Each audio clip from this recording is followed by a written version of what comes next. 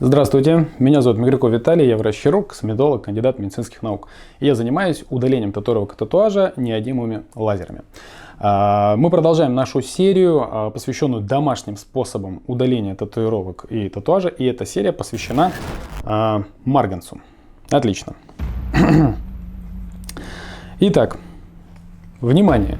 Перед каждым таким видео я предупреждаю, что это не инструкция к действию, это не советы, это предупреждение о вреде, который вы можете себе нанести, если будете следовать различно найденным в интернете рецептам, советам бывалых.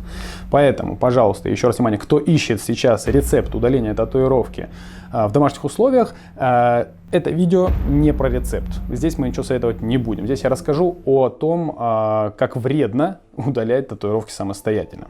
Поехали. Один из самых распространенных способов, который рекомендуют из уст в уста, в интернете, где-то еще, там, то есть огромное количество разных всяких способов описано, это применение марганца. Марганец, на самом деле, сейчас это вещество, которое продается в аптеках только по рецепту, слава богу. Советуют удалять татуировки марганцем, да, прямо описывают полноценно процесс, замотайте там пленкой, там так держите. И в целом, в конце обычно этих видео написано: после того, как вы уберете марганец, да, вы получаете хороший химический ожог, и дальше его нужно лечить. Если повезет, то татуировка уйдет вместе с омертвевшей кожей. Можно твою руку? Что это? Это химический ожог. Он причиняет безумную боль. И у тебя Что ты делаешь? Медитация помогала больным раком, поможет и мне. Ощути боль, не блокируй. Нет! Смотри на руку.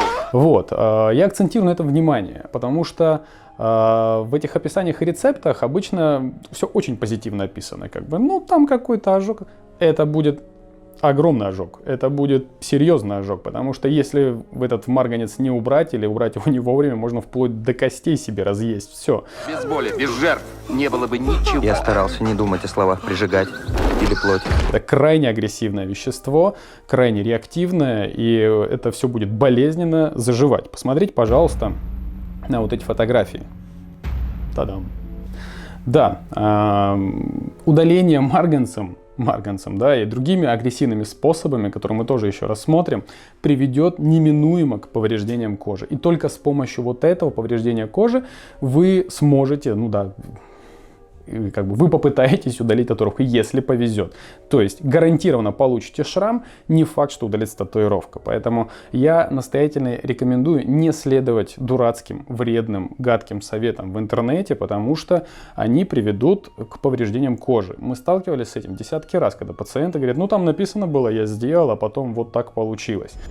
Это лучший момент в жизни, понял? А ты где-то витаешь и все мимо. Не нужно так, поэтому если у вас стоит цель любой ценой удалить татуировку, можно взять, например, пилу, и что-нибудь с ней сделать в качестве удаления тату. На самом деле я сейчас, конечно, шучу, не нужно заниматься членовредительством, не нужно вредить себе, портить себе кожу, и тем более советовать другим. Поэтому, пожалуйста, внимательно отнеситесь и адекватно оценивайте всякие разные советы в интернете. Там не всегда написана правда, да. Акцентирую внимание, что будут повреждения, это 100%, и это опасно для здоровья, и целостности вашей кожи. Смотрите следующие серии, подписывайтесь на наш канал.